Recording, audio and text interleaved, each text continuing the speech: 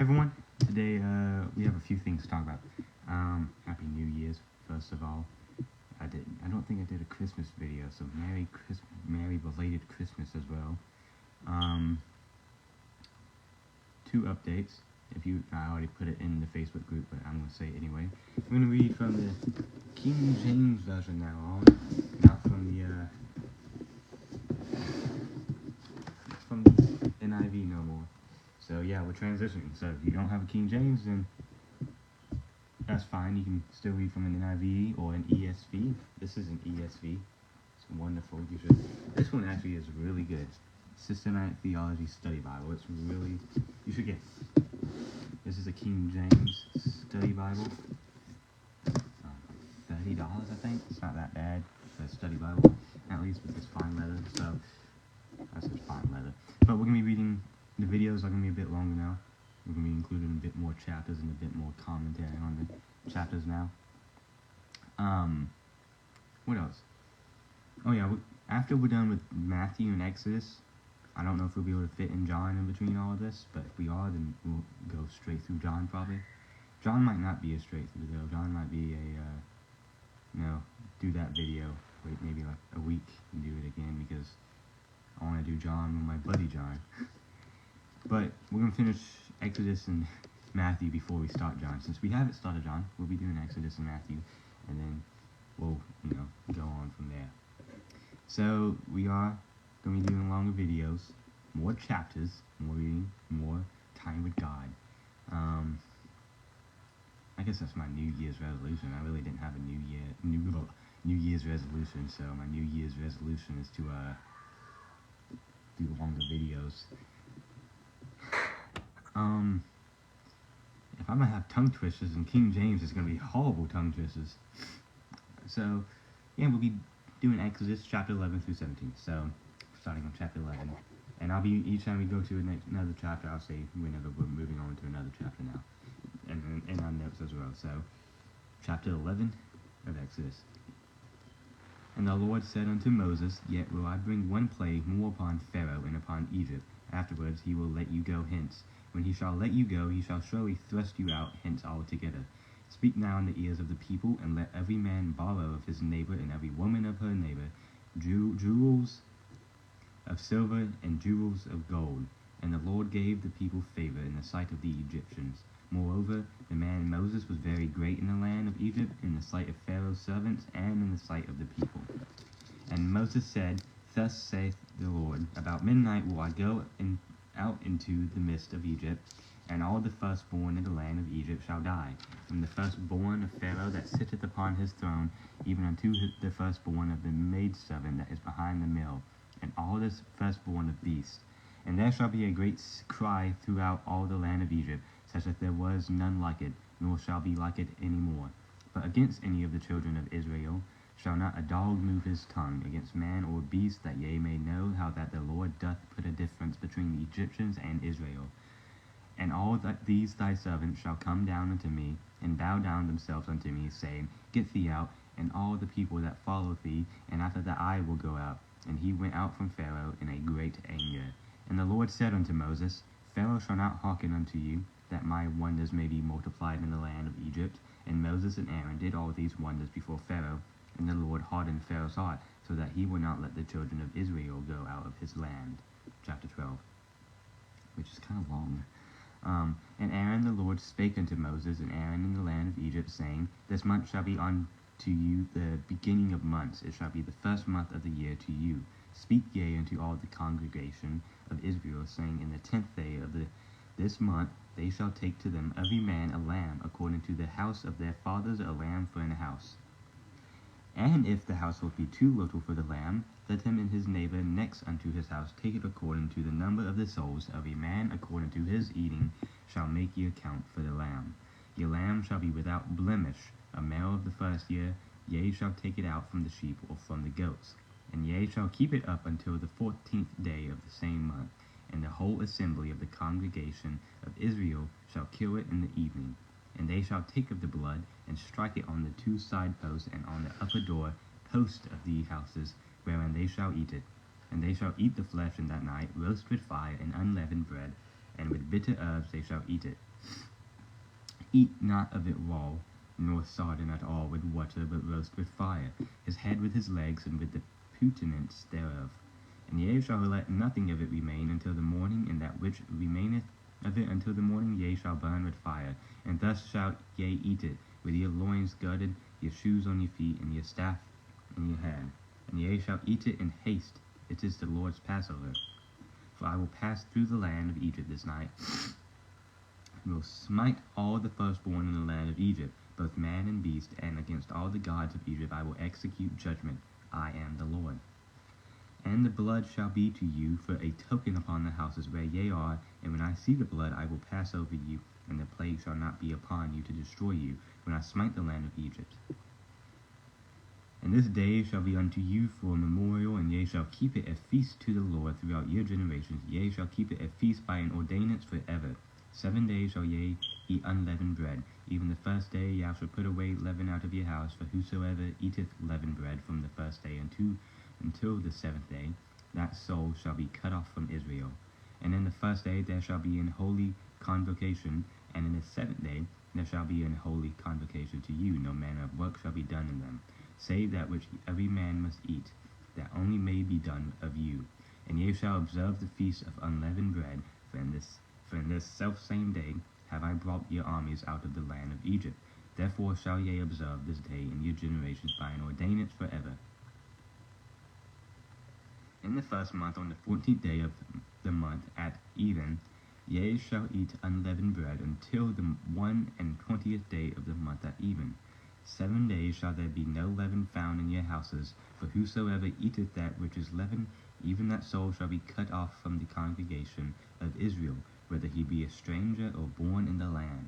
Ye shall eat nothing leavened, in all your habitations shall ye eat unleavened bread. Then Moses called for all the elders of Israel, and said unto them, Draw out and take you a lamb according to your families, and kill the Passover. And ye shall take a bunch of hyssop, and dip it in the blood that is in the basin, and strike the lintel and the 2 side posts with the blood that is in the basin. And none of you shall go out at that door of his house until the morning. For the Lord will pass through to smite the Egyptians, and when he seeth the blood upon the lintel and on the 2 side posts, the Lord will pass over the door, and will not suffer the destroyer to come in unto your houses to smite you. And ye shall observe this thing for an ordinance to thee and to thy sons forever. And it shall come to pass, when ye be come to the land which the Lord will give you, according as he hath promised, that ye shall keep this service. And it shall come to pass, when your children shall say unto you, What mean ye by this service? That ye shall say, It is the sacrifice of the Lord's Passover, who passed over the houses of the children of Israel in Egypt, when he smote the Egyptians and delivered our houses.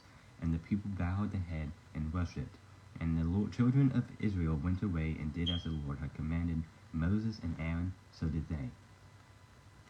And it came to pass that at midnight the Lord smote all the firstborn in the land of Egypt, from the firstborn of Pharaoh that sat on his throne unto the firstborn of the captive that was in the dungeon, and all the firstborn of cattle. And Pharaoh rose up in the night, he and all his servants, and all the Egyptians, and there was a great cry in Egypt, for there was not a house where there was not one dead. And he called for Moses and Aaron by night, and said, Rise up and get you forth from among my people, both ye and the children of Israel, and go, serve the Lord as they have said.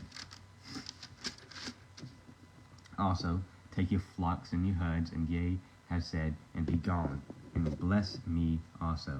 And the Egyptians were urgent upon the people that they might send them out of the land in haste, for they said, We be all dead men. And the people took their dough before it was leavened, the kneading troughs being bound up in their clothes upon their shoulders.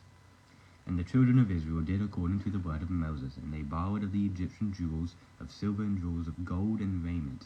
And the Lord gave the people favor in the sight of the Egyptians, so that they lent unto them such things that they required, and they spoiled the Egyptians.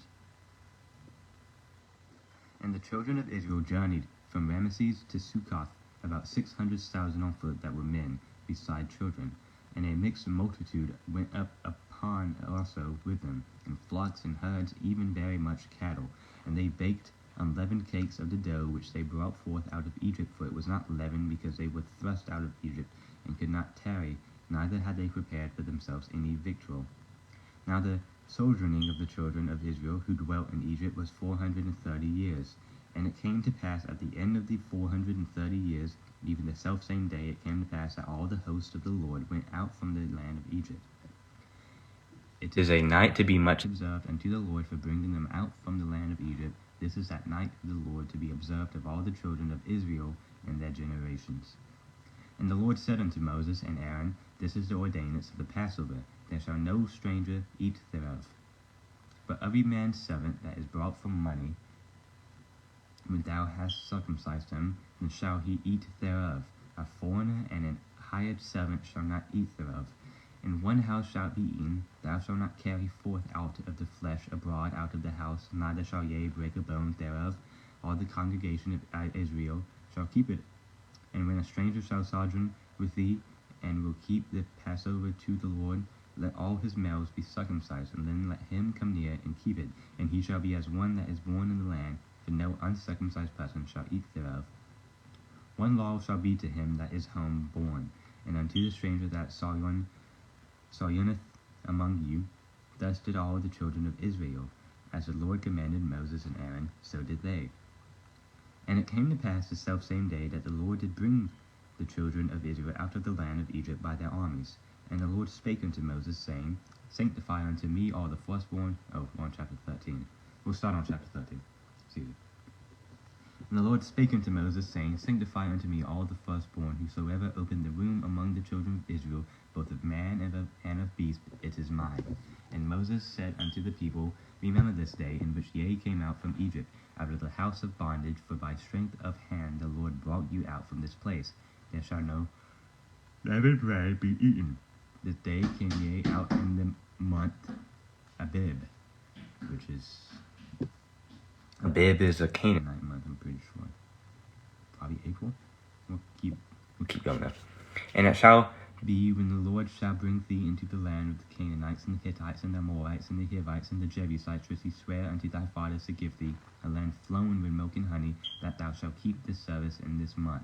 7 days thou shalt eat unleavened bread, and in the 7th day shall be a feast to the Lord. Unleavened bread shall be eaten 7 days, and there shall no leavened bread be seen with thee, neither shall there be leaven seen with thee in all thy quarters. And thou shalt shew thy son in that day, saying, This is done because of that which the Lord did unto me when I came forth out of Egypt. And it shall be for a sign unto thee upon thy hand, and for a memorial between thine eyes, that the Lord law may be in thy mouth. For with a strong hand hath the Lord brought thee out of Egypt. Thou shalt therefore keep this ordinance in his season from year to year. And it shall be when the Lord shall bring thee into the land of the Canaanites, as he sware unto thee and to thy fathers, and shall give it thee, that thou shalt set apart unto the Lord all that openeth the matrix, and every firstling that cometh of a beast which thou hast, the males shall be the Lord's. And every firstling of an... It's going to sound like a curse word, but it means donkey. And every firstling of an ass thou shalt redeem with a lamb. And if thou wilt not redeem it, then thou shalt break his neck. And all the firstborn of man among thy children shalt thou redeem. And it shall be when thy son asketh thee in time to say, Come, saying, What is this? That thou shalt say unto him, By strength of hand the Lord brought us out from Egypt, from the house of bondage. And it came to pass, when Pharaoh would hardly let us go, that the Lord slew all the firstborn in the land of Egypt, both the firstborn of man and the firstborn of beast. Therefore I sacrifice to the Lord all that openeth the matrix, being males, but all the firstborn of my children I redeem. And it shall be for a token upon thine hand, and for frontlets between thine eyes, but by strength of hand the Lord brought us forth out of Egypt. And it came to pass, when Pharaoh had let the people go, that God led them not through the way of the land of the Philistines, although that was near, for God said, Lest peradventure the people repent when they see war, and they repent to Egypt. And they return to Egypt, But God led the people about through the way of the wilderness of the Red Sea, and the children of Israel went up harnessed out of the land of Egypt. And Moses took the bones of Joseph with him, for he had straitly sworn the children of Israel, saying, God will surely visit you, and ye shall carry up my bones away hence with you. And they took their journey from Succoth and encamped in Etham, in the edge of the wilderness. And the Lord went up before them by day in a pillar of a cloud to lead them the way, and by night in a pillar of fire to give them light to go by day and night. He took not away the pillar of the cloud by day, nor the pillar of fire by night from being the people. And the Lord spake unto Moses, saying, chapter 14. I'll just start on chapter 14. Chapter 14. And the Lord spake unto Moses, saying, Speak unto the children of Israel that they turn and encamp before Pi-hahiroth, between Migdol and the sea, over against Baal-zephon. Before it shall ye encamp by the sea. For Pharaoh will say of the children of Israel, They are entangled in the land, the wilderness hath shut them in. And I will harden Pharaoh's heart, that he shall follow after them, and I will be honored upon Pharaoh and upon all his host, that the Egyptians may know that I am the Lord. And they did so. And it was told, we're getting near the Red Sea. And it was told the king of Egypt that the people fled, and the heart of Pharaoh and of his servants was turned against the people. And they said, Why have we done this, that we have let Israel go from serving us? And he made ready his chariot, and took his people with him. And he took 600 chosen chariots, and all the chariots of Egypt, and captains over every one of them. And the Lord hardened the heart of Pharaoh, the king of Egypt, and he pursued after the children of Israel, and the children of Israel went out with a high hand. But the Egyptians pursued after them all the horses and chariots of Pharaoh, and his horsemen and his army, and overtook them encamping by the sea beside Pi-hahiroth, before Baal-zephon. And when Pharaoh drew nigh, the children of Israel lifted up their eyes, and behold, the Egyptians marched after them, and they were sore afraid. And the children of Israel cried out unto the Lord, and they said unto Moses, Because there were no graves in Egypt, hast thou taken us away to die in the wilderness? Wherefore hast thou dealt thus with us, to carry us forth out of Egypt? Is not this the word that we did tell thee in Egypt, saying, Let us alone, that we may serve the Egyptians? For it had been better for us to serve the Egyptians than that we should die in the wilderness. And Moses said unto the people, Fear ye not, stand still, and see the salvation of the Lord, which he will shew to you today.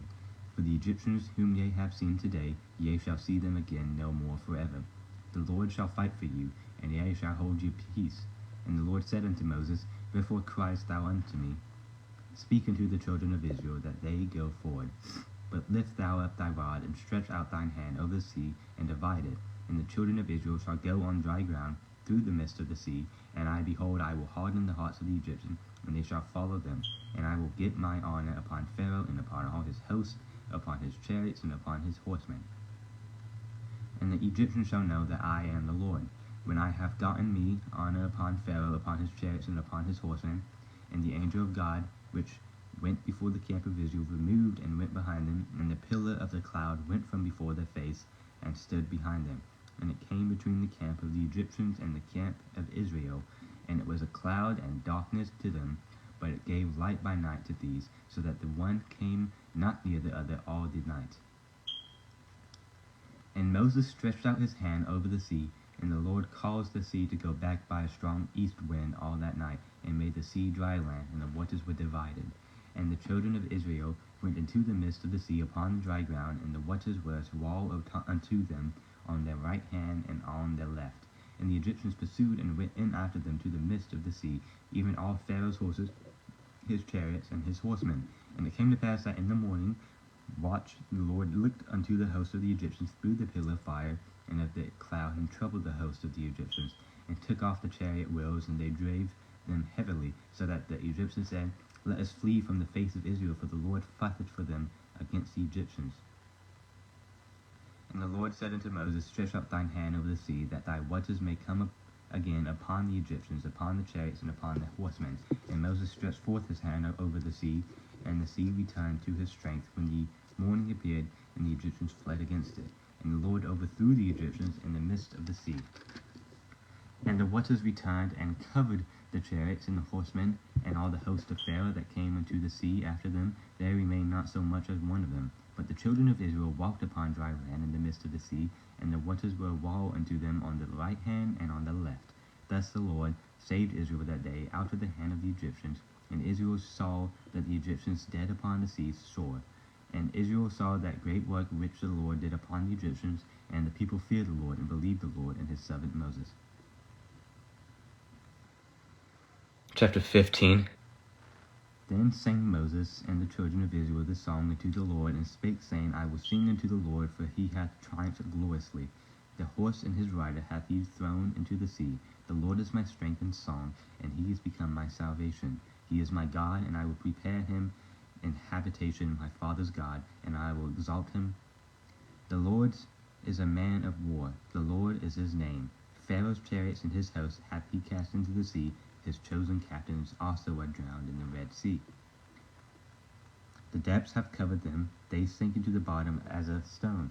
Thy right hand, O Lord, has become glorious in power. Thy right hand, O Lord, hath dashed in pieces the enemy. And in the greatness of thine excellence, thou hast overthrown them that rose up against thee. Thou sentest forth thy wrath, which consumed them as stubble. And with the blast of thy nostrils the waters were gathered together, the flood stood upright as an heap, and the depths were congealed in the heart of the sea. The enemy said, I will pursue, I will overtake, I will divide the spoil, my lust shall be satisfied upon them, I will draw my sword, and my hand shall destroy them. Thou didst blow with thy wind, the sea covered them, they sank as laid in the mighty waters. Who is like unto thee, O Lord, among the gods? Who is like thee, glorious in holiness, fearful in praises, doing wonders? Thou stretchest out thy hand, the earth swallowed them. Thou in thy mercy hast led forth the people which thou hast redeemed. Thou hast guided them in thy strength unto thy holy habitation. The people shall hear and be afraid. Sorrow shall take hold on the inhabitants of Palestina. Then the dukes of Edom shall be amazed. The mighty men of Moab, trembling, shall take hold upon them. All the inhabitants of Canaan shall melt away. Fear and dread shall fall upon them. By the greatness of thine arm they shall be as still as a stone. Till thy people pass over, O Lord, till the people pass over which thou hast purchased. Thou shalt bring them in, and plant them in the mountain of thine inheritance. In the place, O Lord, which thou hast made for thee to dwell in the sanctuary, O Lord, which thy hands have established. The Lord shall reign forever and ever. For the horse of Pharaoh went in with his chariots and with his horsemen into the sea, and the Lord brought again the waters of the sea upon them. But the children of Israel went on dry land in the midst of the sea. And Miriam, the prophetess, the sister of Aaron, took a timbrel in her hand, and all the women went out after her with timbrels and with dances. And Miriam answered them, Sing yea to the Lord, for he hath triumphed gloriously. The horse and his rider hath he thrown into the sea. So Moses brought Israel from the Red Sea, and they went out into the wilderness of Shur. And they went 3 days in the wilderness, and found no water. And when they came to Marah, they could not drink of the waters of Marah, for they were bitter. Therefore the name of it was called Marah. And the people murmured against Moses, saying, What shall we drink?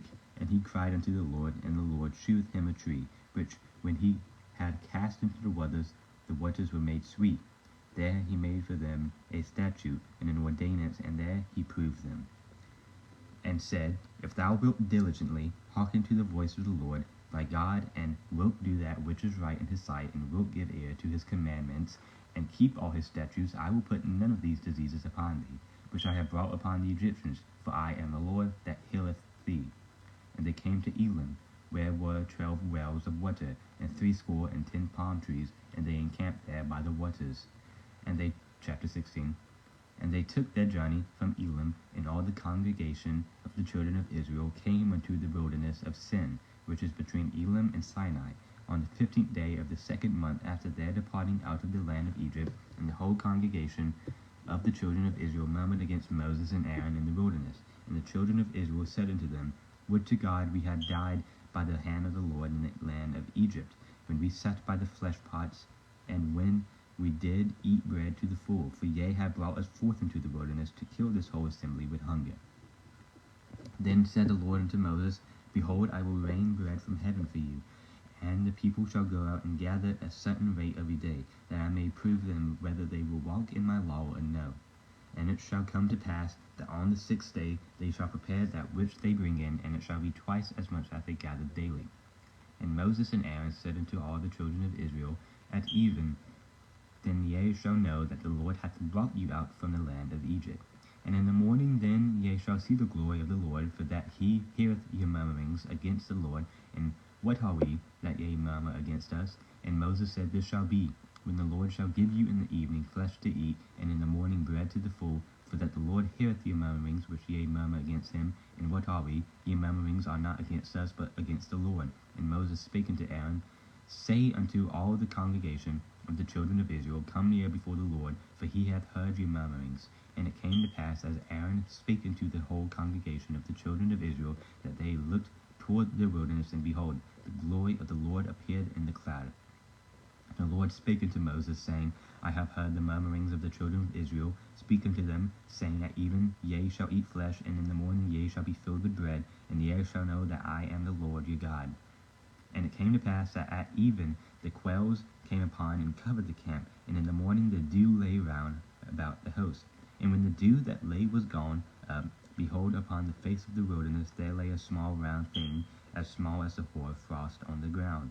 And when the children of Israel saw it, they said one to another, It is manna, for they wist not what it was.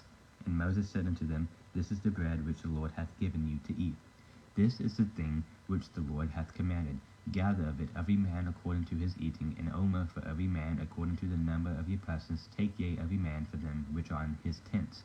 And the children of Israel did so, and gathered some more, some less. And when they did meet it with an omer, he that gathered much had nothing over, and he that gathered little had no lack. They gathered every man according to his eating. And Moses said, Let no man leave of it till the morning. Notwithstanding they hearkened not unto Moses, but some of them left of it until the morning, and it bred worms, and stank, and Moses was wroth with them. And they gathered it every morning, every man according to his eatings, and when the sun waxed hot, it melted. And it came to pass that on the 6th day they gathered twice as much bread, 2 omers of one man, and all the rulers of the congregation came and told Moses. And he said unto them, This is that which the Lord hath said, Tomorrow is the rest of the holy Sabbath unto the Lord. Bake that which ye will bake to the day, and seethe that ye will seethe, and that which remaineth overlay up for you to be kept until the morning. And they laid it up till the morning, as Moses bade, and it did not stink, neither was there any worm therein. And Moses said, Eat that today, for today is a Sabbath unto the Lord. Today ye shall not find it in the field. 6 days ye shall gather it, but on the 7th day, which is the Sabbath, in it there shall be none. And it came to pass that there went out some of the people on the 7th day for to gather, and they found none. And the Lord said unto Moses, How long refuse ye to keep my commandments and my laws? See, for that the Lord hath given you the Sabbath, therefore he giveth you on the 6th day the bread of 2 days. Abide ye every man in his place, let no man go out of his place on the 7th day. So the people rested on the 7th day, and the house of Israel called the name thereof manna, and it was like coriander seed, white, and the taste of it was like wafers made with honey. And Moses said, This is the thing which the Lord commandeth. Fill an omer of it to be kept for your generations, that they may see the bread wherewith I have fed you in the wilderness, when I brought you forth from the land of Egypt. And Moses said unto Aaron, Take a pot, and put an omer full of manna therein, and lay it up before the Lord, to be kept for your generations. As the Lord commanded Moses to Aaron, laid it up between the testimony to be kept. And the children of Israel did eat manna 40 years, until they came to a land inhabited. They did eat manna, until they came unto the borders of the land of Canaan. Now an omer is the 10th part of an ephah. Chapter 17. And all the congregation of the children of Israel journeyed from the wilderness of Sin, after their journeys, according to the commandment of the Lord, and pitched in Rephidim, and there was no water for the people to drink. Wherefore the people did chide with Moses, and said, Give us water that we may drink. And Moses said unto them, Why chide ye with me? Wherefore do ye tempt the Lord? And the people thirsted there for water. And the people murmured against Moses, and said, Wherefore is that thou hast brought us up out of Egypt, to kill us, and our children, and our cattle with thirst? And Moses cried unto the Lord, saying, What shall I do unto this people? They be almost ready to stone me. And the Lord said unto Moses, Go on before the people, and take with thee of the elders of Israel, and thy rod, which with thou smeltest the river, take in thy hand, and go. Behold, I will stand before thee there upon the rock in Horeb, and thou shalt smite the rock, and there shall come water out of it, that the people may drink. And Moses did so in the sight of the elders of Israel. And he called the name of the place Massah and Meribah, because of the chiding of the children of Israel, and because they tempted the Lord, saying, Is the Lord among us or not? Then came Amalek, and fought with Israel and Rephidim. And Moses said unto Joshua, Choose us out men, and go out, fight with Amalek. Tomorrow I will stand on the top of the hill with the rod of God in my hand. So Joshua did as Moses had said to him, and fought with Amalek. And Moses, Aaron, and Hur went up to the top of the hill. And it came to pass, when Moses held up his hand, that Israel prevailed. And when he let down his hand, Amalek prevailed, but Moses' hands were heavy. And they took a stone, and put it under him, and he sat thereon. And Aaron and Hur stayed up his hands, the one on the one side, and the others on the other side. And his hands were steady until the going down of the sun. And Joshua discomfited Amalek and his people with the edge of the sword. And the Lord said unto Moses, Write this for a memorial in a book, and rehearse it in the ears of Joshua. For I will utterly put out the remembrance of Amalek from under heaven. And Moses built an altar, and called the name of it Jehovah Nissi. For he said, Because the Lord hath sworn that the Lord will have war with Amalek from generation to generation. Oh, wow. That's a lot more than the 5 chapters that we're usually used to. It took 31 minutes, exactly. Wow. So, we have a few cool things that happen. First thing I want to speak about, one of the most recent part that we just read, is where Moses struck the rock on Horeb and water came from it. There's evidence, physical evidence of that on a mountain in Horeb, and it's a split rock, and it has, weathering from water, something like water, and it's really cool. Like, that's literally evidence that Moses was a real guy. It's obvious Moses was a real guy. He's real in like almost, everything you read. He's talked about in history actually.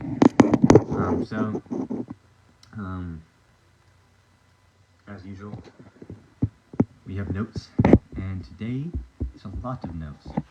So be ready to read a lot, or go back to a lot at least. There is evidence where Moses struck the rock of Horeb. What's up, Ayla? Doing a video right now. But there is evidence where Moses struck the rock on Horeb, and it's a split rock, and you can search it, but it's called the split rock of Horeb, and it's there, and it has weathering, kind of, like where the water streamed from it, and it's pretty cool. I want to go there in real life. I'm probably going to do it for a few years, though. So, obviously we're going to do the notes now. So first notes I have is chapters 11. For chapter 11, there's a lot of notes on chapter 12, but we're going to do chapter 11 now. First is 1 through 3. And the Lord said unto Moses, Yea, will I bring one plague more upon Pharaoh and upon Egypt. Afterwards he will let you go hence. When he shall let you go, he shall surely thrust you out hence altogether. Speak now in the ears of my people, and let every man borrow of his neighbor, and every woman of her neighbor, jewels of silver and jewels of gold. And the Lord gave the people favor in the sight of the Egyptians. Moreover, the man Moses was very great in the land of Egypt, in the sight of Pharaoh's servants, and in the sight of the people. So, notice that the Lord gave the people favor with the Egyptians, and that Moses was very great in their esteem, summarizes opinions that were unexpected and different from those of Pharaoh. He was not shaping the Egyptians' opinion to the degree that a king would like to do. So, the instructions to request silver and gold, and the announcement that the firstborn of Egypt would die, would return to matters that the Lord had told Moses about much earlier. We read that in 2 videos ago, about chapter 3 and chapter 4. But, there's a reference back then. Verse 6, which says, And there shall be a great cry throughout all the land of Egypt, such as there was none like it, nor shall be like it any more. A great cry of anguish corresponds to the cry of the oppressed Israelites. See, it's a parallel. So there's a cry of oppressed Israelites, and now there's a great cry among the Egyptians because of what they did. They oppressed the Israelites. So the Lord is evening it out because the Israelites had to go through, and they cried upon the Lord. The Egyptians will also cry because of their horrible manners of oppression towards the Israelites. Verse 8, And all these thy servants shall come down unto me, and bow down themselves unto me, saying, Get thee out, and all the people that follow thee, and after that I will go out. And he went out from Pharaoh in a great anger. So, Moses' anger is unusual, since during the cycles of plagues, nothing is said about his feelings. Moses expressed anger on behalf of the Lord. I'm trying to think of a moment. So this would be considered indignation. Also, the notice of anger contributes to recognizing that Moses, although he knew about the hardening of Pharaoh's heart, considered him accountable for his actions. So Moses is taking note of Pharaoh and the Lord, and he also is having righteous indignation. He's being angry because the Lord is angry. So there's this little parallel here. Moses is angry because the Lord is angry. Pharaoh is angry because he's being punished for going against the Lord. So, again, another parallel. There's such thing as righteous anger and uncontrollable rage.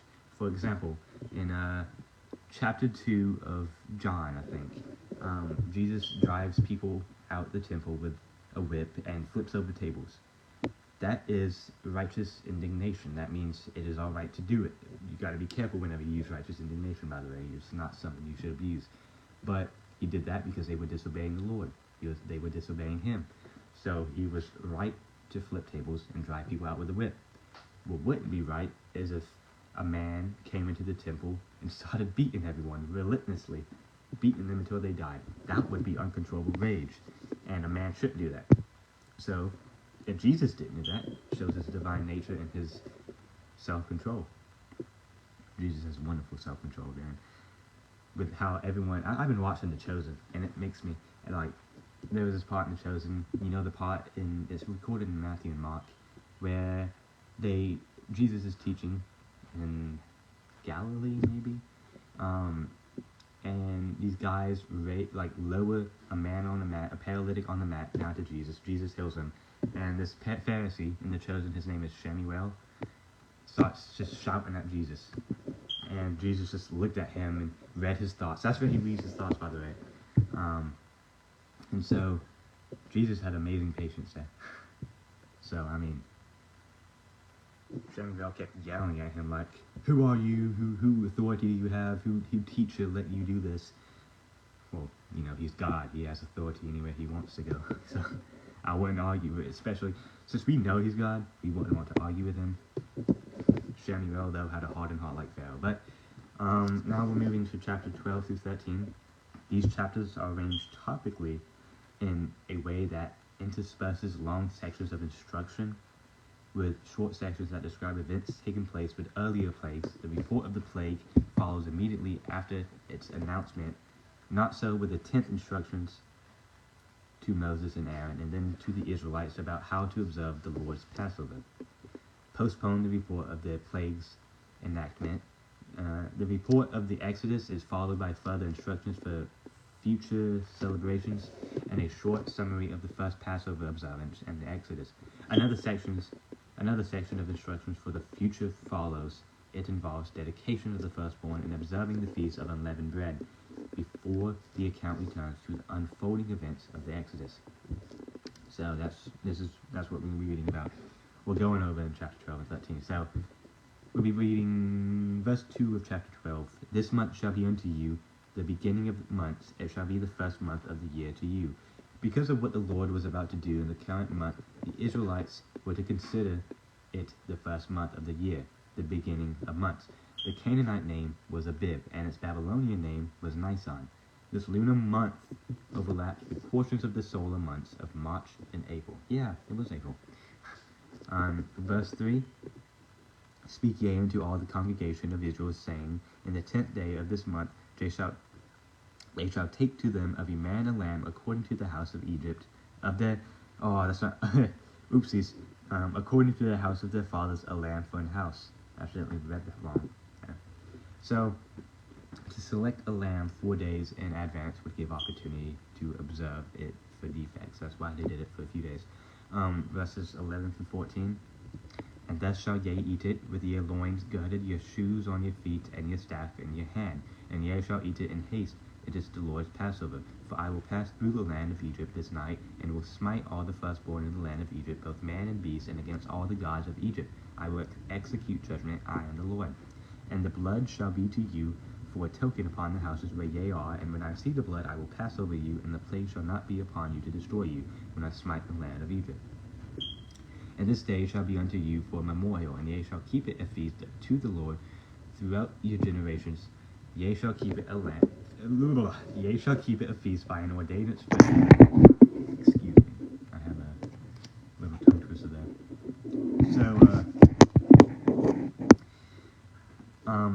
the declaration, it is the Lord's Passover, and I am the Lord, which we see a few times, reinforce the truth that what was happening centered on God's identity and his self-revelatory actions. Revelatory actions, that's what I meant to say. In this instance, he exercised his ability and right to execute judgment as he said he would do, even against all the gods of Egypt. You know, I don't know any gods of Egypt. I don't think I know a single name of them. And how popular they are. They're not popular at all. False gods. I never like saying gods. Even when it's like written down like that in the Bible, I always prefer to say false gods. It doesn't feel like saying gods or a god. It should be false gods or a false god or a false idol. I don't even like saying idol. Anyway, chapter 12, verses 15 through 20. Yeah. 7 days shall ye eat unleavened bread, even the first day ye shall put away leaven out of your house. For whosoever eateth leavened bread from the first day until the 7th day, that soul shall be cut off from Israel. And in the first day there shall be an holy convocation, and in the 7th day there shall be an holy convocation to you. No manner of work shall be done in them, save that which every man must eat, that only may be done of you. And ye shall observe the feast of unleavened bread, for in the selfsame day have I brought your armies out of the land of Egypt. Therefore shall ye observe this day in your generations by an ordinance forever. In the first month, on the 14th day of the month at even, ye shall eat unleavened bread, until the 21st day of the month at even. 7 days shall there be no leaven found in your houses, for whosoever eateth that which is leaven, even that soul shall be cut off from the congregation of Israel, whether he be a stranger or born in the land. Ye shall eat nothing leavened, in all your habitations shall ye eat unleavened bread. I wonder what cut off means. Does that mean like that he's now discluded in the Exodus, like he's kicked out from the 2 million something people traveling, or they kill him? I wouldn't be surprised if they did kill him. You know how crazy the Old Testament was, but I feel like it would be like just separate. But eating unleavened bread would remind the Israelites of their rapid departure from Egypt that did not allow time for a leavening agent to make the bread rise. Pretty cool.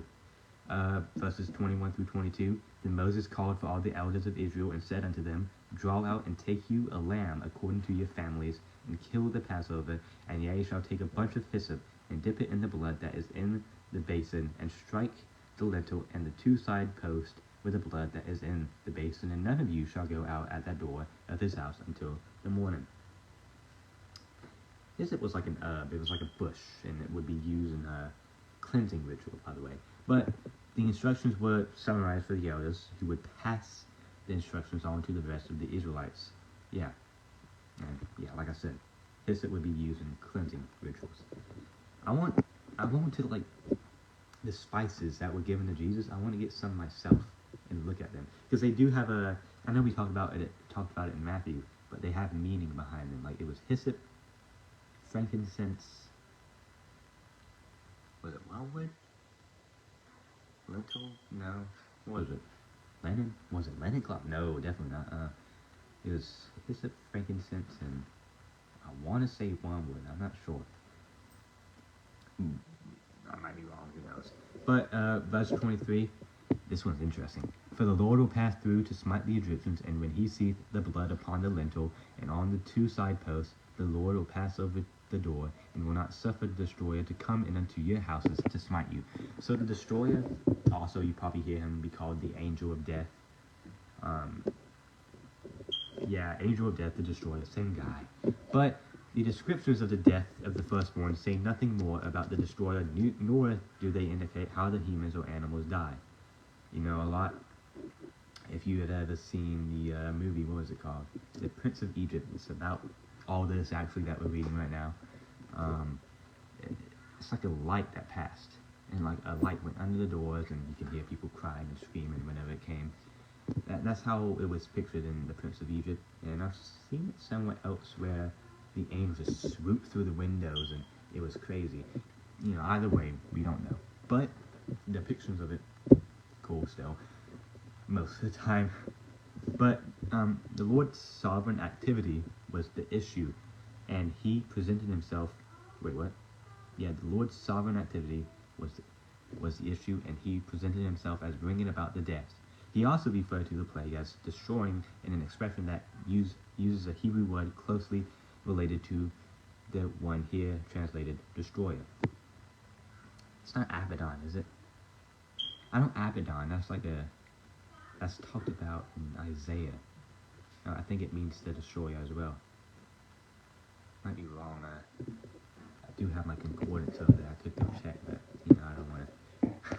Oh, by the way, I'm getting into Linear Bible, which has Hebrew and Greek, and I have a concordance, so we'll be learning some Hebrew soon whenever I get that.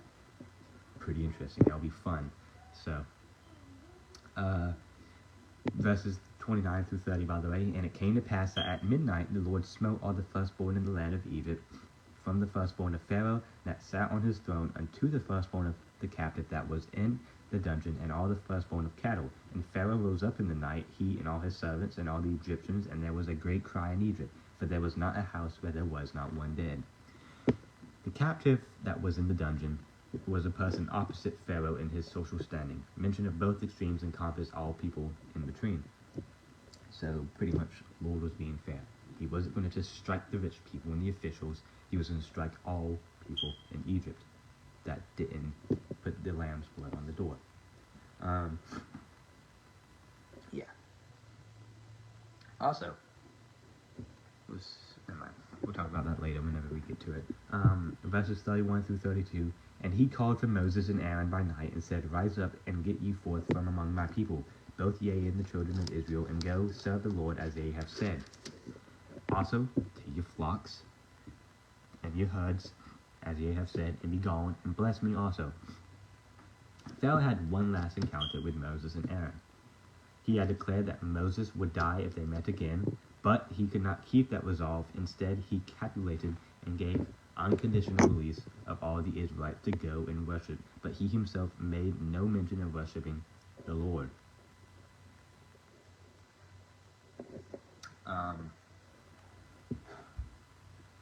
Read something familiar. I think something like that in Kings. When we get to Kings, we'll be familiar with it. Verses 33 through 34. And the Egyptians were urgent upon the people that they might send them out of the land in haste, for they said, We be all dead men. And the people took their dough before it was leavened, their kneading troughs being bound up in their clothes upon their shoulders. So we all be dead men is the last recorded statement to Moses by ordinary Egyptians. It uses just two words in Hebrew and assesses the situation without any pretense, the expectation being that all the Egyptians were about to die if the Israelites stayed any longer in Egypt. I don't think it's necessary. I don't think that was necessary. So, verses 35 and 36 go over a statement that was spoken earlier. If you want to go read it, so read verse 35, 36, a statement said earlier in Exodus twice is in chapter 3, verse 21 through 22, and chapter 11, verses 2 through 3. Read 35, 36, go back to those verses, and you'll see what the statement of those verses are referring to. It's not really that necessary. Verse 37, which says, And the children of Israel journeyed from Ramses to Succoth, about 600,000 on foot, that were men beside children. We talked about Ramses and Succoth in the very first video, that, like the timeline wouldn't have allowed them to come into place when they said they had come into place. So it was likely that Pharaoh conquered those two places and renamed them, which was a Egyptian custom, by the way. So Ramses and Succoth are thought to have been in eastern Egypt, with Succoth east of Ramses, in an area that the ancient Egyptians called, I'm going to butcher this, Jeku.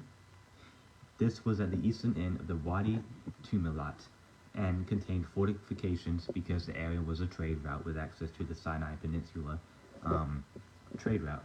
Oh, the large number of people who left Egypt contrasts with the small number who had entered it. The census of about 600,000 on foot that were men implies to a total population of more than 2 million. It's a lot. You know, I heard 600,000, I'm like, that's not that lot, but it's actually 2 million or more. So, pretty crazy. Verse 38, and a mixed multitude went up also with them, and flocks and herds, even very much cattle. So the mixed multitude may have been included other laborers who saw an opportunity to escape from Egyptian servitude, but who have not necessarily come to faith in the Lord. So the strangers, the foreigners, the people who were not born as a Hebrew. That's what, yeah. You know, we're about to talk about that whenever we get to verse 45. So, verses 40 through 41. I know what I was trying to say. So yeah, there was foreigners among the Egyptians, not the Egyptians, the Hebrews, the Egyptians too, but we're specifically talking about the Hebrews right now. There's foreigners among the Hebrews, and they, you know, took them in as their own if they were circumcised back then, but now we're supposed to take foreigners as if they were our own as well. Now, I know America, a lot of people have problems with immigrants coming into America, but here's the thing. We're supposed to welcome them. They're not any better than us, and we're not any better than them. They're not worse than us, and we're not worse than them. We're all equally horrible. We're all sinful. We all are spiritually weak if we don't have God, and we all are spiritually strengthened when we do have God. So there's no difference between a foreigner and you and I and other people. But if a foreigner comes in and causes horrible trouble that, you know, disrupts the peace, then you have to do something about it, clearly. Like if someone breaks into your home and you're not like an eye for an eye type of guy. You know, you're like a, you know, pay bad with kindness, pay evil with kindness, which, you know, we should all be that type of guy. That's what Jesus teaches on the Sermon on the Mount, that, you know, we're supposed to be, you know, paying evil with kindness. If someone punches you in the face, turn the other cheek and let them strike that one. If someone takes your cloak, if someone takes your shirt, give them your cloak. Do not sue them.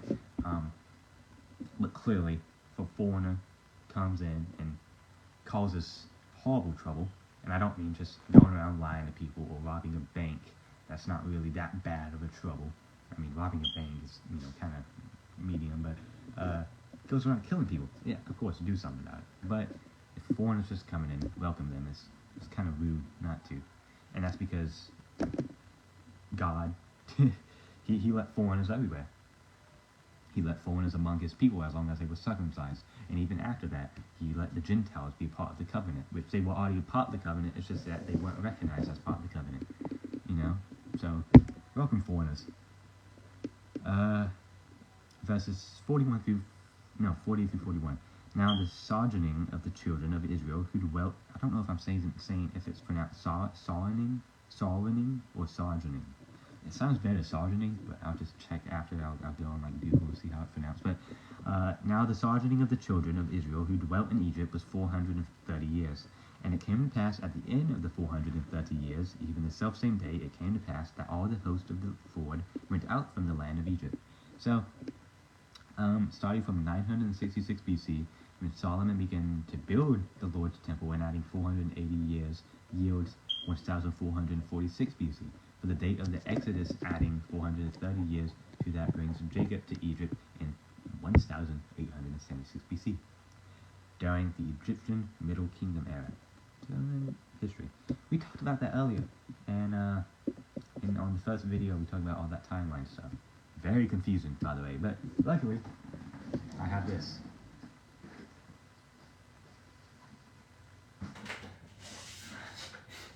Luckily, this helps a lot whenever you want to use dates, and that's where I mostly got those notes from, the dates. So I recommend this. It's a chronological Bible. My grandmother got it for me for Christmas, so thank her and thank God. So thank Jesus, this guy. So we're gonna be reading a little bit of a bigger chunk here, but that's verses 43 through 49. And the Lord said unto Moses and Aaron, This is the ordinance of the Passover, there shall no stranger eat thereof. But every man's servant that it brought for money, when thou hast circumcised him, then shall he eat thereof. A foreigner and an hired servant shall not eat thereof. In one house shall it be eaten. Thou shalt not carry forth out of the flesh abroad out of the house, neither shall he break a bone thereof. All the congregation of Israel shall keep it. And when a stranger shall sojourn with thee, and will keep the Passover to the Lord, yet let all his males be circumcised, and then let him come near and keep it. And he shall be as one that is born in the land, for no uncircumcised person shall eat thereof. One law shall be to him that is homeborn, and unto the Lord that is sojourneth among you. Sojourneth. That's such a hard word to say. I don't even know if I'm pronouncing it correctly. But yeah, that was verses. That's chapter 12, verses 43 through 49. Yeah, chapter 12 has a lot in it, but Passover was a family event for those who belonged to the covenant to the covenant community of Israel, to whom circumcision was a sign of the covenant that God was in the process of fulfilling. We also talked about that in Genesis, that circumcision was to show that you were part of God's covenant and to separate you from your pagan neighbors. Talking about that a few times in Genesis, actually, probably like 3 times though. Passover is this big part that we're talking about now. It's like the main festival. So yeah, Passover is a very important holiday to Jews, and even people who believe in Jesus still celebrate Passover. Like some people who believe in Jesus celebrate Hanukkah. I don't celebrate Hanukkah. I want to try it one year though. I want to try and celebrate Hanukkah. I'm really not that big of a fan of Christmas. I have my reasons. I do like celebrating Jesus' birthday, but I do not like celebrating Christmas. I might explain that now. Alright. Similar, I don't like Halloween that much. Feels kind of paganish to me. And I'm not saying it's pagan, it kind of has pagan roots though, but I'm not saying like Paul says, in Romans, that if a person says he doesn't want to eat meat because he feels like it defiles God because of his past pagan worship, then he doesn't have to eat meat, but he can't force that custom onto others. Same with me. Just because I don't like Halloween or Christmas, then I'm not going to force that onto others, but I'm going to just let that be a me thing. Christmas. Santa kind of seems a little weird. I don't like the idea of Santa. I like the idea of celebrating it for Jesus, but I don't like the idea of Santa because he's this mystical being who's magic, and he's divine, and all that stuff. He's, divinity kind of. That's why I don't like it. So I just don't like the idea of Santa. I should probably say that. But hopefully there's no children listening, so if there was, I'm sorry. But this is a truthful place, and kind of, I don't want to get into that. It seems kind of spiteful when I say it that way. But the restriction against breaking a bone of the lamb foreshadowed Jesus, the true Passover lamb. So, yeah, pretty sure, did Jesus die on the Passover? I feel like it was the Passover that Jesus died on. I know crucifixion was around the Passover, so it might have been the Passover. And that would, make a lot of sense for why he got crucified on the Passover. I don't know if it was the Passover though. I'm not familiar though. It might have been, it might not have been. Well, don't take my word for it. Go check yourself if you want to. We'll get to it one day in Matthew. Verses 1 through 16 of chapter 13. This is a big chunk that we're going to be reading.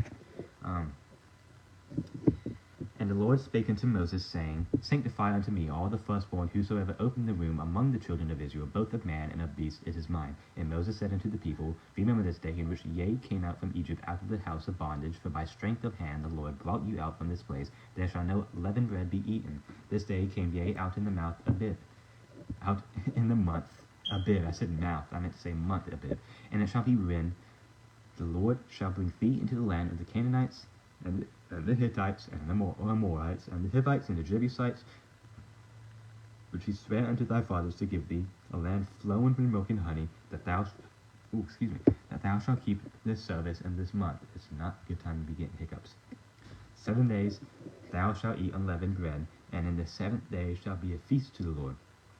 Unleavened bread shall be eaten 7 days, and there shall no leavened bread be seen with thee, neither shall there be leaven seen with thee in all thy quarters.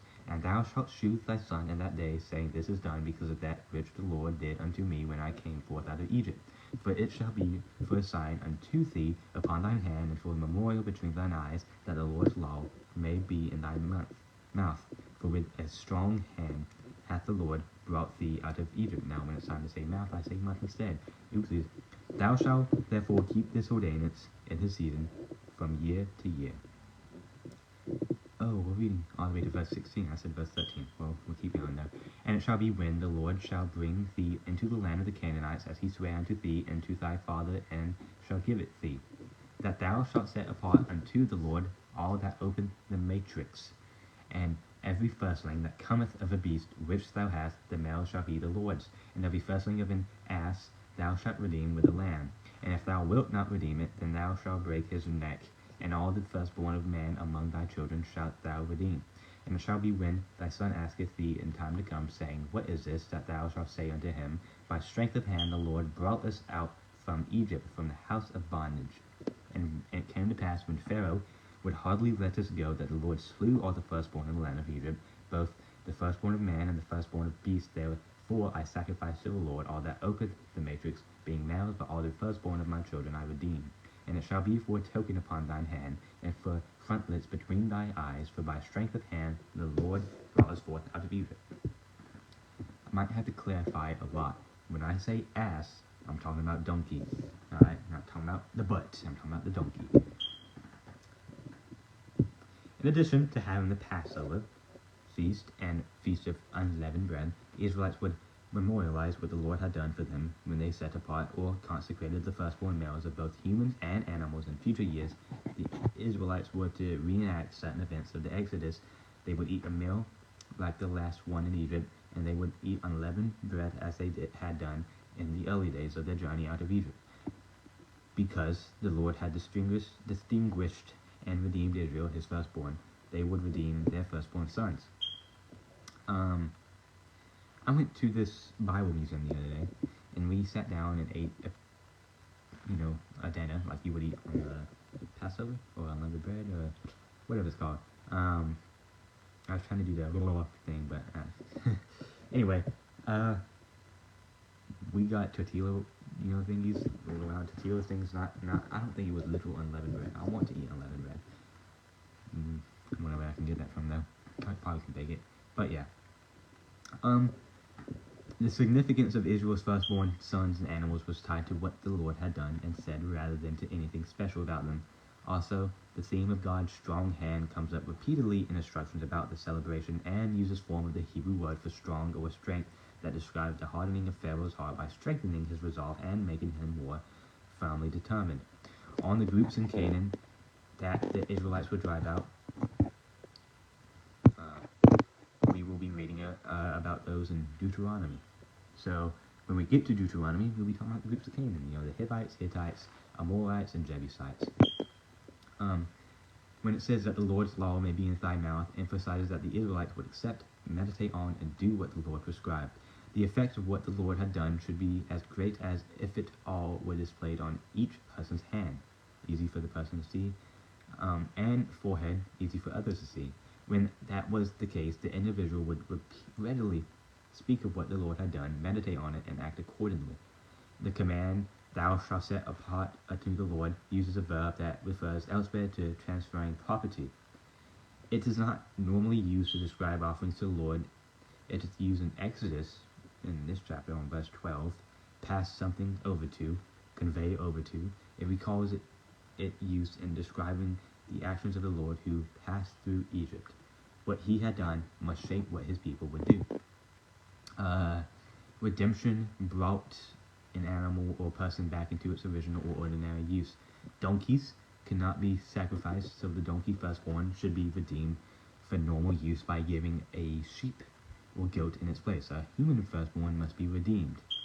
The Lord's requirement of redemption for a human firstborn contrasted with the practices of pagan worshippers who killed children in rituals designed to carry favor with their gods, with their false gods. But, yeah, verse 17, and it came to pass when Pharaoh had let the people go, that God led them not through the way of the land of the Philistines, although that was near, for God said, lest peradventure the people repent when they see war, and they return to Egypt. A lot of Israelites' enemies came from their ancestor, one of their ancestors, Ham. That would be, the Canaanites, Jebusites, Hivites, Hittites, and Amorites. And the Philistines came from them, Egyptians. What else? I think that was all right. Yeah, almost, maybe. I know it says in my systematic theology Bible. That's why it's so good. It clarifies it. It says it. It says it when it's talking about Ham, actually. Where does it talk about Ham? It talks about Ham somewhere.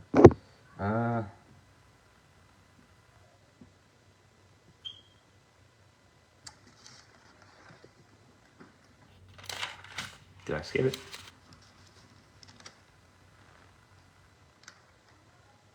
Here we go. Many of Israel's enemies, such as the Egyptians, Babylonians, that's the one I was missing. Philistines and various Canaanite groups descended from Ham. Yeah, that's all we needed. Canaanites, Hivites, Hittites, Amorites, and Jebusites. So, yeah, verse 17, we read that. But the Lord could have taken his people safely on any route he wished. The choice of route here and the comment on it offer insight into the thinking of both the Lord and the Israelites. The Lord knew the Israelites better than Pharaoh, who considered them a military threat. This choice of route displays who the Lord is. As a result of it, the Israelites would watch the Lord fight for them. They would experience his care and his willingness to work in spite of their families. The Philistines came to the western coast of the Mediterranean Sea from islands in the Aegean Sea and would later be frequent foes of Israel. Whenever we get to Samuel, we'll be hearing a lot about them. Samuel was also one of my favorites, so I can't wait. Only a few more books. Verse 18, but God led the people about through the way of the wilderness of the Red Sea, and the children of Israel went up harnessed out of the land of Egypt. So, the way of the wilderness would take Israel east into the Sinai Peninsula to the wilderness of Shur. Wilderness describes uninhabited areas with varying amounts of water and pasturage depending on the area and the time of year. The description of the Israelites leaving harnessed uses a rare word, armed. Yeah, armed. That's the word. It's so funny that sentence, uses a rare word, armed. That sentence didn't make no sense. But,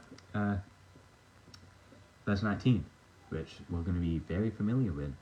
And Moses took the bones of Joseph with him, for he had straitly sworn the children of Israel, saying, God will surely visit you, and ye shall carry up my bones away hence with you.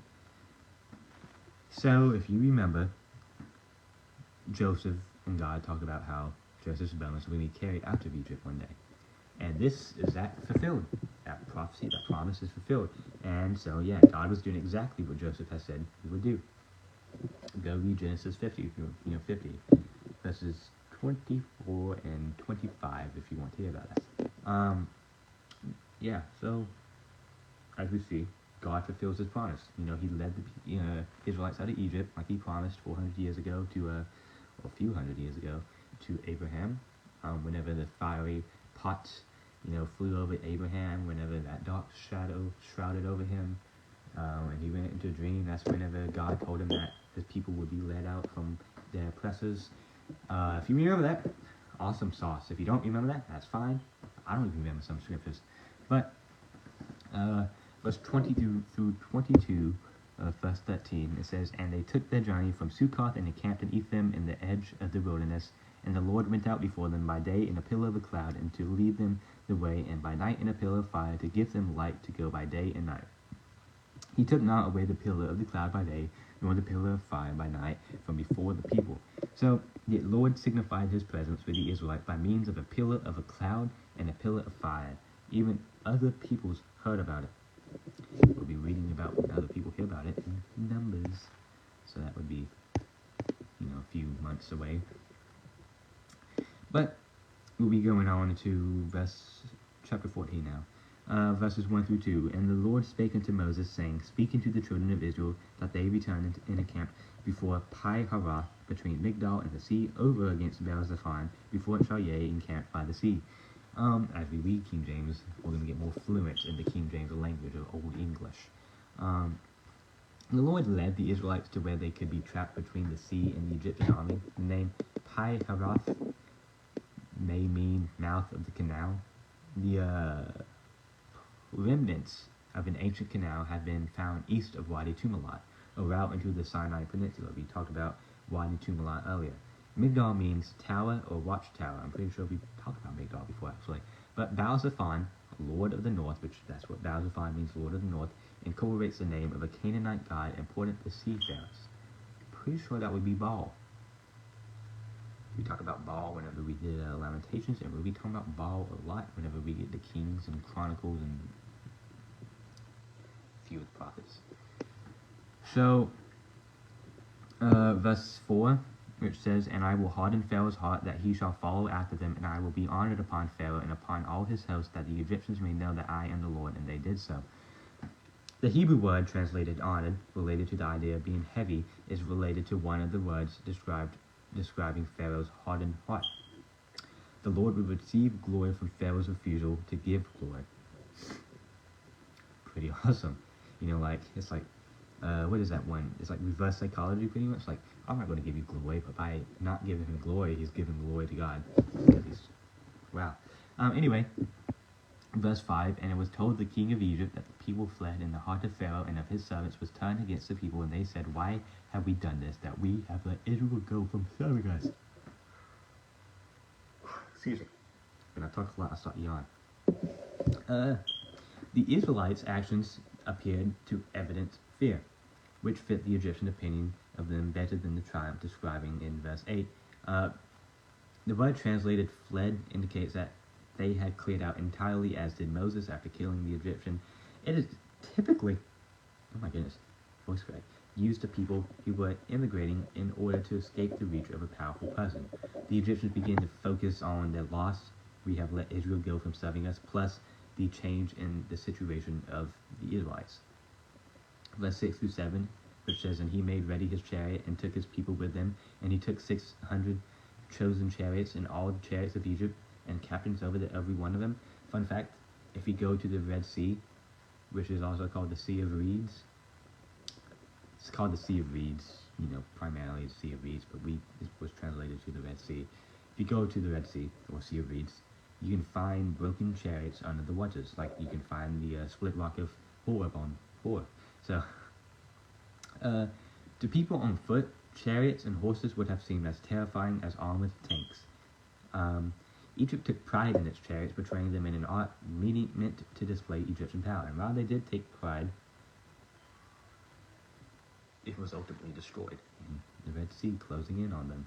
But, verse 10, "And when Pharaoh drew nigh, the children of Israel lifted up their eyes, and behold, the Egyptians marched after them, and they were sore afraid, and the children of Israel cried out unto the Lord." Verses 5 through 9 provided a panoramic perspective. The text uses the word "behold," which Hebrew authors could use to make a rapid switch in perspective and give readers a momentary share in the experience of someone in the story. Fun, right? When the Egyptian army suddenly appeared, the Israelites' eyes became wide with terror.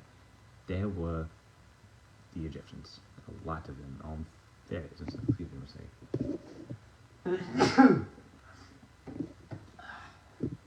allergies. Yeah, allergies around this time. New Year's, new allergies. I don't know what that was. Excuse me. I was making a fake laugh, but the laugh was horribly more funny than the joke. Verses 11 through 12. "And they said unto Moses, Because there were no graves in Egypt, hast thou taken us away to die in the wilderness? Wherefore hast thou dealt thus with us to carry us forth out of Egypt? Is not this the word that we did tell thee in Egypt, saying, Let us alone, that we may serve the Egyptians? For it had been better for us to serve the Egyptians, that we should die in the wilderness." Terror turned Israelites' elation and triumph into sarcasm and accusation. They considered Moses responsible for their impending doom and themselves helpless victims. Their assessment gave no thought to any third option besides death or servitude in Egypt. By not considering the Lord's involvement, the Israelites presumed faithless to Pharaoh. Yeah, the Israelites resembled faithless Pharaoh. Verses 13 through 14. And Moses said unto the people, Fear ye not, stand still, and see the salvation of the Lord, which he will shew to you today.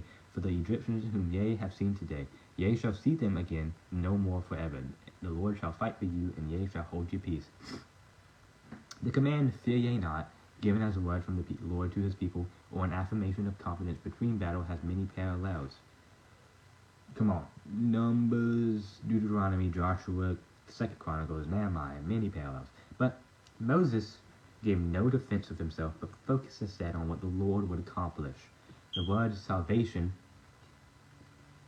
here and in Exodus, whenever we get to chapter 15, Hebrew is Yeshua. Sounds familiar? Yeshua. It is really quiet. Oh my goodness. It means salvation. Jesus is Yeshua. Whoa. Really close. Yeshua. Jesus. Yeshua. Salvation. You see it? Anyway. It also means saved. Mark the instructions for the encounter with the Egyptian forces. Its summary and its celebration. And earlier, Pharaoh was afraid that the Israelites might fight against Egypt, but something greater happened. The Lord fought for Israel, and Egypt. Israel being terrified of the chariots. If I was Pharaoh, I would be absolutely horrified and terrified if I saw God about to strike me down with waters and an angel and all that. That would be, I would have stopped as soon as the river turned into blood. I said that Saturday, but verses 15 through 18 says, And the Lord said unto Moses, Wherefore criest thou unto me? Speak unto the children of Israel that they go forward, but lift thou up thy rod, and stretch out thine hand over the sea, and divide it, and the children of Israel shall go on dry ground through the midst of the sea. And behold, I will harden the hearts of the Egyptians, and they shall follow them, and I will get me honor upon Pharaoh, and upon all his host, upon his chariots, and upon his horsemen. The Egyptians shall know that I am the Lord, when I have gotten me honor upon Pharaoh, upon his chariots, and upon his horsemen. So, the Lord informs Moses and all Israel how he is going to deliver them from this impossible situation. The Egyptians shall know that I am the Lord occurs here for the 3rd time.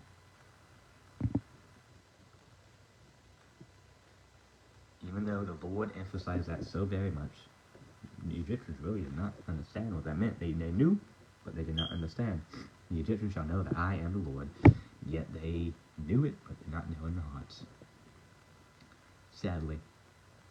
Imagine if Pharaoh didn't harden his heart.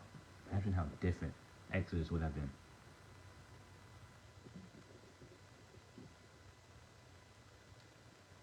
Would it have been that different? Not really. They still would have to, they would be free. Red Sea might have not happened. They still might have crossed it, but, well, that's some hard thinking right there, Verses 19 through 20. Did I read this? No, I don't think so. And the angel of God, which went before the camp of Israel, removed and went behind them, and the pillar of the cloud went from before their face and stood behind them. And it came between the camp of the Egyptians and the camp of Israel, and it was a cloud and darkness to them. But it gave light by night to thieves, so that the one came not near the other all the night. Some King James is real hard. The one came not near the other all the night. What does that mean? I don't know. We're not talking about. So, the angel of God in the pillar of the cloud may have looked familiar to Moses, but he saw the angel in the fire when God commissioned him to return to Egypt. Besides showing the way to go day or night, the pillar of cloud prevented a clash between the Egyptians and Israel. So, yeah, the Egyptians were pursuing the Hebrews, if you remember, and you would think that in the midst of the night, when everyone's trying to rest, that the Egyptians could have easily snuck up on the pharaohs, and that's what it meant. The one came not near the other all the night. Egyptians could not go near the Hebrews because of the pillar of cloud. The pillar of cloud was like a big wall that blocked them. That's how I picture it, at least. Verse 22 saying, And the children of Israel went into the midst of the sea upon the dry ground, and the waters was a wall unto them on their right hand and on the left. The waters being a wall on both sides forced the Egyptians to follow straight ahead and protected the Israelites from a flanking attack. Imagine this. So imagine the waters right here, and it's like sort of, I don't know how it happened. You know, I wasn't there. Wish I was. That would have been a little epic. I'm glad I'm here right now. So here's some waters, and I can imagine like did that something. Cool. Picture it with me. Picture it. I'm imagining it. You can imagine it too, hopefully. So you do the waters right here. Starts, makes this huge wall. This thing, starts sinking probably. This huge wall. That's how I picture it in the Pharaoh, and then people walk through it. I'm horrible at imagery. If I had paper, I would have. Oh, that is a good actually. Where you rip the paper. Kinda, that would be cool. I can get my checker up, and my goodness. Verses 24 through 25. And it came to pass that in the morning, watch the Lord looked unto the host of the Egyptians through the pillar of fire and of the cloud, and troubled the host of the Egyptians, and took off the chariot wheels, and that they drave them heavily, so that the Egyptians said, Let us flee from the face of Israel, for the Lord fighteth for them against the Egyptians. The night hours were divided into 3 watches. The morning watch, or end of the night, was roughly 2 to 6 a.m. The Lord observed the Egyptians from his superior vantage point. With his accurate, here's a hard word, reconnaissance, God threw the Egyptians into confusion. This was a weapon he used on a number of occasions. Now the Lord, rather than the Israelites, was the one who fought against Egypt, and the Egyptians themselves announced the fact. Verses 29 through 31.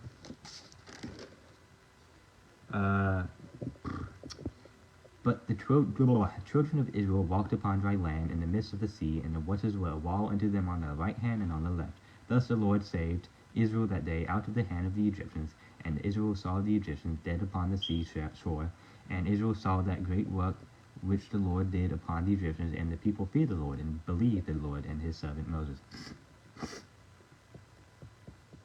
Stuffy nose today. But these verses summarize the completeness of the Lord's victory by using many terms that the speakers have used earlier, mostly in the near context instead of dying. The Israelites saw the Egyptians dead. The Lord saved Israel out of the hand of the Egyptians. The assertion that Israel saw that great work that the Lord did continues the theme of the Lord's action as an exercise of his hand, in contest with the hand of Pharaoh and the Egyptians, and it uses the verb that Moses used in chapter 14, verse 13, the people feared the Lord, and this is what the Pharaoh had failed to do. The mention of Moses as the Lord's servant accords Moses the highest of titles in the hierarchy of the Lord's society, and is the one by which Moses was called many times.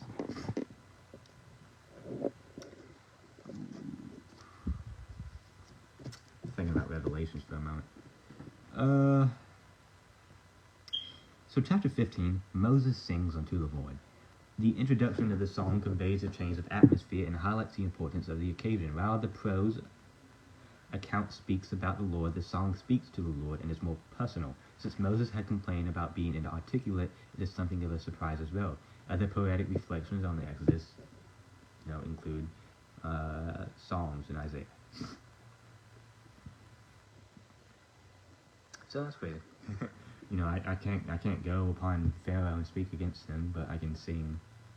No problem with that though. But yeah, Moses kind of functioned like the CEO of these people, especially to Miriam.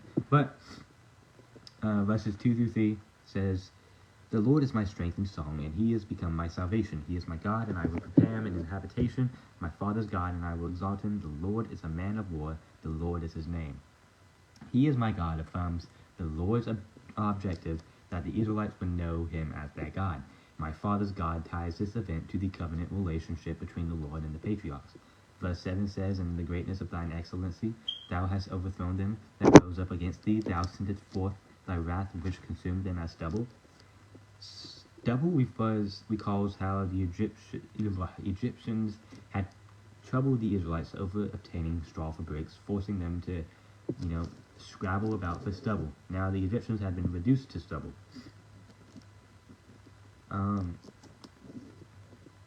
Also, you mentioned stubble, Malachi, if you remember. Malachi, right? I think it was Lamentations as well, possibly, but pretty sure it was Malachi that we talked about stubble. That people, like the righteous, will walk over the wicked and as if they were stubble. That it was Malachi. Alright. Just had to get it out and I would be familiar with it. Verse 12 says, Thou stretchest out thy right hand, the earth swallow them. The earth swallow them is a poetic way of saying that they died. Now, whenever we get to Numbers, there's going to be a moment with this guy named Korah. He's going to rebel against Moses, and the earth will swallow him. Not poetically, literally. Earth's going to open up, and they're going to be taken down into hell. They're going to be swallowed by the earth. So, pretty interesting. Can't wait to get to Numbers too. A lot of people say Numbers is long and exhausting. I mean, once you get past the clans, Numbers is fun. It's one of my favorite books of the Torah. I think my favorite books in order would be Genesis, Exodus, Numbers. I got 3 more chapters to go over.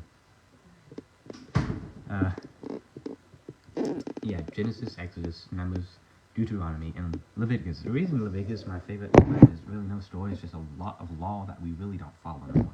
But there's an importance to everything in the Bible, whether we don't go by it no more or we do go by it. Like, for example, stone people. We don't do that no more. But the importance of that shows how serious those sins were against the Lord. And they're still serious, it's just we don't stone them now. Don't go around stoning people. Verse 13. Thou in thy mercy hast led forth the people which thou hast redeemed. Thou hast guided them in thy strength unto thy holy habitation. The word translating mercy refers to displays of loyalty and kind provisions of help between family members or friends, often in situations where the needy party would have no legal right to the assistance. Verse 14 through 16, I think. Yeah. The people shall hear and be afraid, sorrow shall take hold on the inhabitants of Palestina. Then the dukes of Edom shall be amazed, the mighty men of Moab, trembling, shall take hold upon them. All the inhabitants of Canaan shall melt away. Fear and dread shall fall upon them by the greatness of thine arm.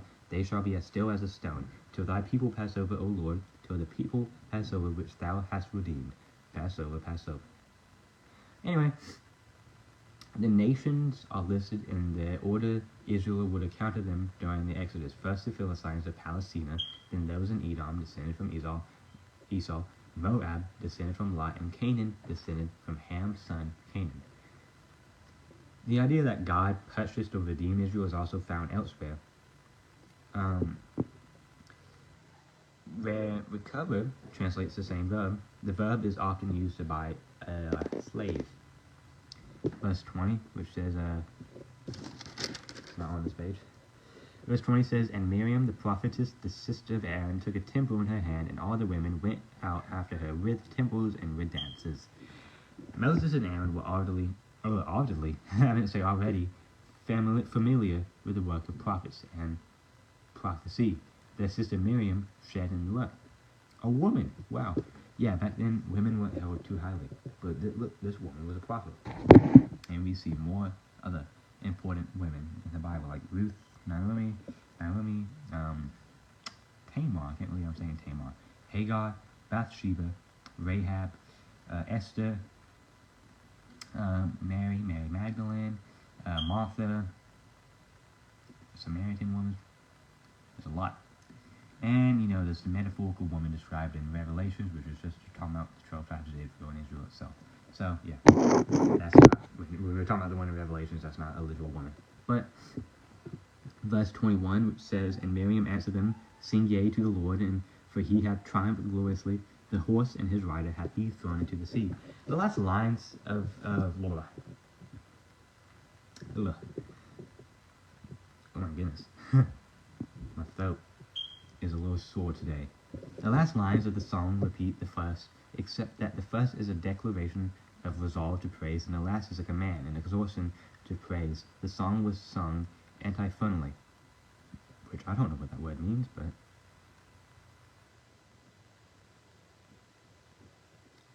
that's what it says in the notes. think I do.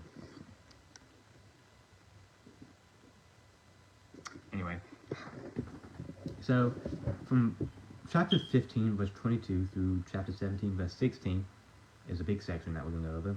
It is also why I included 2 extra chapters in today, and that's why I'm starting to make the videos longer, because I'm including sections that I shouldn't exclude in other videos. But in this section, the primary focus is no longer the Lord and Moses versus Pharaoh and the Egyptians, but the Lord and Moses versus the Israelites, who still tended to look back to Egypt for provision. Why would you want to go back to your enemies? That's like wanting to go back to your ex who was really toxic and beat you, because your new good, lover can't buy you everything that you want. That is a good metaphor, I think. Oh my goodness. But yeah, this is verses 15 through 20. Oh my goodness, chapters 15 verses 22 through 27. So Moses brought Israel from the Red Sea, and they went out into the wilderness of Shur, and they went 3 days in the wilderness and found no water. And when they came to Marah, they could not drink of the waters of Marah, for they were bitter. Therefore the name of it was called Marah. And the people murmured against Moses, saying, What shall we drink? And he cried unto the Lord, and the Lord shewed him a tree, which when he had cast into the waters were made sweet. There he made for them a statute and an ordinance, and there he proved them, and said, If thou wilt diligently hearken to the voice of the Lord thy God, and wilt do that which is right in his sight, and wilt give ear to his commandments, and keep all his statutes, I will put none of them diseases upon thee, which I have brought upon the Egyptians, for I am the Lord that healeth thee. And they came to Elim, where were 12 wells of water, and 70 palm trees, and they encamped there by the waters.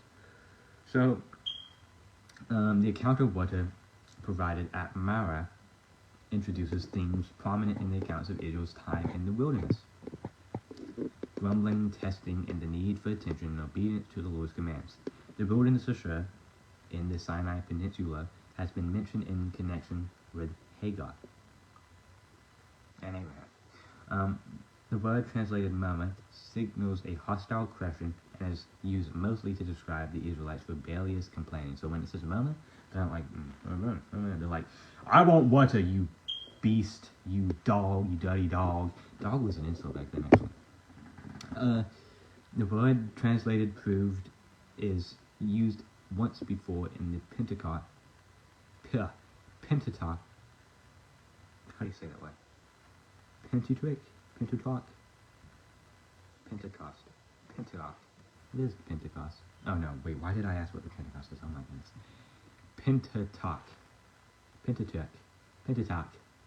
I'm not, we'll just go. Pentateuch. When the Lord tested Abraham by commanding him to sacrifice Isaac. The changing of bitter water we call is when God did the opposite to Egypt's water. There's no naturalistic or herbal explanation of how a tree made the water drinkable. Elim may be modern Wadi Gahandril in western Sinai, Egypt. Verse 1 of chapter 16. And they took their journey from Elim, and all the congregation of the children of Israel came unto the wilderness of Sinai, which is between Elim and Sinai, on the 15th day of the 2nd month after their departing out of the land of Egypt. So, wilderness of sin uses a transliteration Hebrew word that may be a shortened form of Sinai. Not sin, but Sinai. The traditional site of Mount Sinai, Jebel Musa in Arabic, is in the southern Sinai Peninsula. Other proposed sites for Mount Sinai are in central and northern Sinai and east of the Gulf of Aqaba. Only a month had passed since the Israelites had left Egypt. Verses 2 through 3. And the whole congregation of the children of Israel murmured against Moses and Aaron in the wilderness.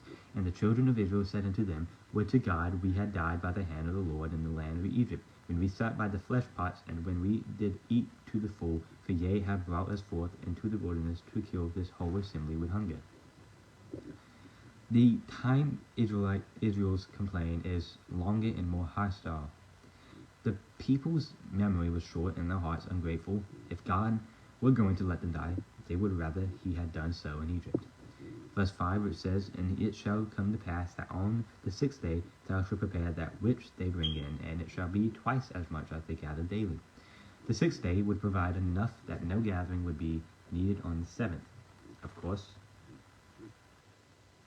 we're talking about the bread that rained from heaven. speaking of short memory, I had to really recollect what was going on right there. Verse 6 through 8, Moses and Aaron said unto all the children of Israel, At even then ye shall know that the Lord hath brought you out from the land of Egypt. And in the morning then ye shall see the glory of the Lord, for that he heareth your murmurings against the Lord. And what are we, that ye murmur against us? And Moses said, This shall be, and the Lord shall give you in the evening flesh to eat, and the morning bread to the full, for that the Lord heareth your murmurings, which ye murmur against him. And what are we? Your murmurings are not against us, but against the Lord. What are we? Moses' use of the interrogative pronoun what usually refers to things rather than people, presents himself and Aaron as unimportant in this situation. Their grumbling against Moses and Aaron was in fact a complaint against the Lord. Verses 9 through 10, where it says, And Moses spake unto Aaron, saying unto all the congregation of the children of Israel, Come near before the Lord, for he hath heard your murmurings. And it came to pass that as Aaron spake unto the whole congregation of the children of Israel, that they looked toward the wilderness, and behold, the cloud of the Lord appeared in a cloud. Like its English rendering, the Hebrew word for glory refers to God's excellence on display, often in action as here. It can also refer to the recognition of the excellence, as when someone is said to give glory to God. Verses 11 through 15. And the Lord spake unto Moses, saying, I have heard the murmurings of the children of Israel.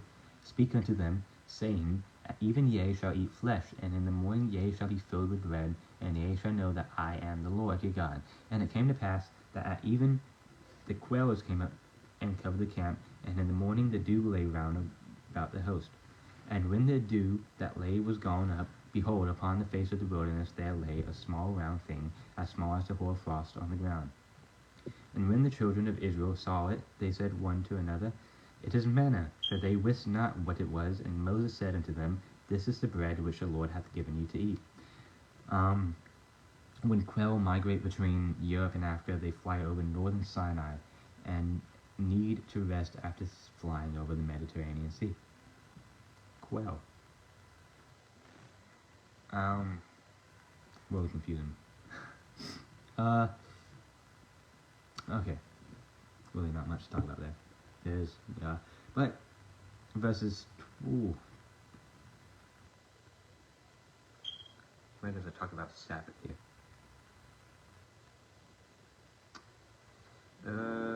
Okay. I would read verse 21 through 26, which is talking about the word Sabbath here, so we'll just read verse 23. And he said unto them, This is what which the Lord hath said, Tomorrow is the rest of the holy Sabbath unto the Lord. Bake that which ye will bake to the day, and seethe that ye will seethe, and that which remaineth overlay up for you to be kept until the morning. Sabbath is an angelicized form of the Hebrew word Shabbat, associated with the verb meaning cease, stop, or rest. Shabbat. You might hear that a lot actually whenever you watch, Jewish videos or The Chosen. You hear Shabbat or Shalom. I want to know what Shalom means whenever I get that instantly in the Bible. Verses 27 through 28. And it came to pass that there went out some of the people on the seventh day to gather, and they found none. And the Lord said unto Moses, How long refuse ye to keep my commandments and my laws? God has some amazing patience. To be honest, if I was in that position, I'd be so mad that the people kept disobeying me. But I'm not in that position, and I'm in the position to obey the Lord, which I'm happy. I'm happy with that position. At least I'm not murmuring. The rhetorical question expresses the Lord's displeasure and returns to the theme of testing for obedience. Just talk about obedience. The Israelites' refusal to keep the Lord's commands put them in the company of Pharaoh, who refused to humble himself. We're going to be talking about a lot now. Verse 31 through 36. And the house of Israel called the name thereof manna, and it was like coriander seed, white, and the taste of it was like wafers made with honey. And Moses said, This is the thing which the Lord commanded, fill an omer of it to be kept for your generations, that they may see the bread wherewith I have fed you in the wilderness, when I brought you forth from the land of Egypt. And Moses said unto Aaron, Take a pot, and put an omer full of manna therein, and lay it up before the Lord to be kept for your generations. As the Lord commanded Moses, so Aaron laid it up before the testimony, so be kept. And the children of Israel did eat manna for 40 years, until they came to a land inhabited. They did eat manna until they came into the borders of the land of Canaan. Now an omer is a tenth part of an ephah. The name manna is an angelicized form of the Hebrew word man. Hebrew word man. Interrogative what, which possibly echoes the question in verse 15. Hebrew, I think it's manhu. What is it? Literally means what is it? No naturally occurring substance matches the description, constancy, and derivation of manna well enough to account for it. The testimony is a shortened form of the Ark of the Testimony, the box that would later contain the Ten Commandments and would testify about the covenant of the Lord that the Lord had given Israel. The construction of the Ark is described in Exodus 37, verses 1 through 9, so it was not built until after chapter 16, verses 33 through 34. God continues sending the manna until the day after the Israelites first ate food grown in their new land. The measure of an omer, which Hebrew is omer, appears only in Exodus chapter 16. It is explained as a tenth of an ephah, which in Hebrew is ipah. Apparently the ephah remained in use longer than the omer. We know a lot of Hebrew words, aren't we? Talking about chapter 17 now, which is not that much compared to chapter 12 and 15, but verses 1 through 7. And all the congregation of the children of Israel journeyed from the wilderness of Sinai. After their journeys, according to the commandment of the Lord, and pitched in Rephidim, and there was no water for the people to drink. Wherefore the people did chide with Moses and said, Give us water that we may drink. And Moses said unto them, Why chide ye with me? Wherefore do they tempt the Lord? I'm having real bad hiccups. And the people thirsted there for water. And the people murmured against Moses and said, Therefore is that has brought us up out of Egypt, to kill us and our children and our cattle with thirst. And Moses cried unto the Lord, saying, What shall I do unto this people? They be almost ready to stone me. And the Lord said unto Moses, Go on before the people, and take with thee of the elders of Israel, and thy rod with thou smotest the river, take in thine hand, and go. Behold, I will stand before thee there upon the rock in Horeb, and thou shalt smite the rock, and there shall come water out of it, that the people may drink. And Moses did so in the sight of the elders of Israel. And he called the name of the place Massah and Meribah, because of the chiding of the children of Israel, and because they tempted the Lord, saying, Is the Lord among us or not? So the Exodus has some really exciting parts. This really shows why, people held Moses so high a lot, unless you were traveling with him, of course. At Rephidim, the Israelites complained about lack of water, but again, the core issue was their mistrust of the Lord. The level of their hostility continued to increase. Man, they have some amazing patience, Moses, and God and Aaron. I'd be freaking out if people kept being like, I want water, I want food, I want water, I want food, I want water, I want food, hey, kill these guys. So I'd be going crazy. The verb translated chide here and in verse 7 has not been used before in Exodus. It and a closely related noun describes disputes like the one between Jacob and Laban. Later in Exodus, they describe interpersonal conflict that might lead to blows between two men or to formal legal proceedings. By continuing to accuse Moses, the Israelites were testing the Lord. The instructions to take with the elders fits the thought that the Israelite complaining had become a quasi-official legal case. Moses pointed back to this and similar events in Deuteronomy. The Apostle Paul considered the rock here to be a significant sign pointing to Christ. The Lord referred to in the Old Testament as the rock. God could also bring fire out of rock. Judges, I have this in Judges. I can't wait to read Judges, by the way. Can't wait to read every book of the Bible. I say that about almost every book. Whew. All except for the Song of Solomon. No, you gotta read it, but what a crazy book that is. It's not really, that has crazy events, but poetically crazy. Ezekiel's also real crazy, it's really. But let me see. I really like the prophets. My favorite prophet is Jeremiah. I really love Jeremiah. It really is one of my favorite prophets. I think it's the longest book in the Bible as well. Maybe? Yeah, I think so. But, Ezekiel, that's the one I'm looking for. Ezekiel is a prophet that is, whenever you read Revelations, you're terrified most of the time. If you're a Christian and you're really devoted to God, you shouldn't be terrified. You should be comforted by that thought that one day the Lord is going to come and get us. But usually a non-Christian who does believe in God but really isn't that close with God would be terrified at the thought of Revelations. But when you read Ezekiel, another apocalyptic book in the Bible, you are absolutely uncomfortable with the, picture, imagery that God gives. And it's disgusting almost. I think God gives us this disgusting imagery in Ezekiel to show how he feels about Israel and Judah betraying him all the time. We'll get into that whenever we read Ezekiel. If you read Ezekiel for yourself, you will know what I'm talking about. Like verse 7 talks about, but to remind everyone of conduct to be avoided in light of God's presence and provision, Moses renamed the place the name Massah. It is closely related to the verb translated tempted, and the name Meribah is cognate to the verb translated chiding. So the new name was something like testing and complaint, or quarrelsome trial. The Israelites' question expressed their impatience with what they considered unsatisfactory compromise. Verse 8. Then came Amalek and fought with Israel in Rephidim. Deuteronomy 25 verse 18 describes how Amalek preyed on the weakest among the Israelites.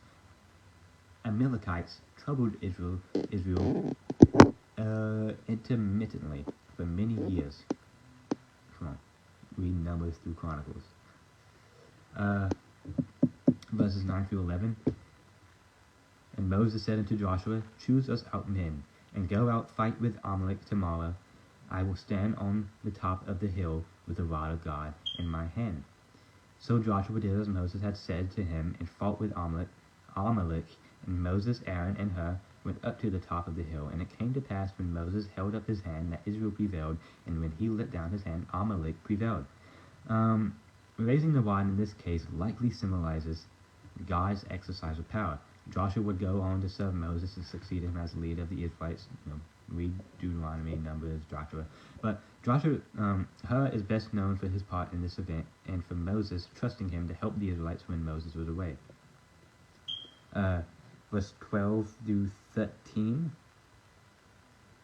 But Moses' hands were heavy, and they took a stone and put it under him, and he sat thereon, and Aaron and Hur stayed up his hands, the one on the one side and the other on the other side, and his hands were steady until the going down of the sun. And Joshua discomfited Amalek and his people with the edge of the sword. Dang. King James Version is so hard to read. The weakness of Moses showed that he was not the source of the victory, but that God was the source of victory. And accountability, that is. Verse 14 through 15. And the Lord said unto Moses, write this for a memorial in a book, and rehearse it in the ears of Joshua, for I will utterly put out the remembrance of Amalek from under heaven. And Moses built an altar and called the name of it Jehovah Nissi. The book could be a kind of diary from which Moses would write the book of Exodus. When Moses called the altar Jehovah Nissi, the Lord is my banner, the sort of banner that he referred to was commonly hoisted high on a pole as a rallying point or signal. The image is such Moses' intention to orient his life and actions according to the Lord's direction. So, yeah, that's it for today. That is all of Exodus chapters 11 through 17. It was a lot. How long did we do it? An hour and 49 minutes. Like I said, videos are going to be a bit longer now. I also recommend this wonderful King James Study Bible. I get my notes from the Theology Bible I have, the Life Application NIV Bible. This one in my Chronological Bible, if you're wondering where I get my notes from. So, have faith. That is spelled backwards, but have faith. I wouldn't make it any better. But,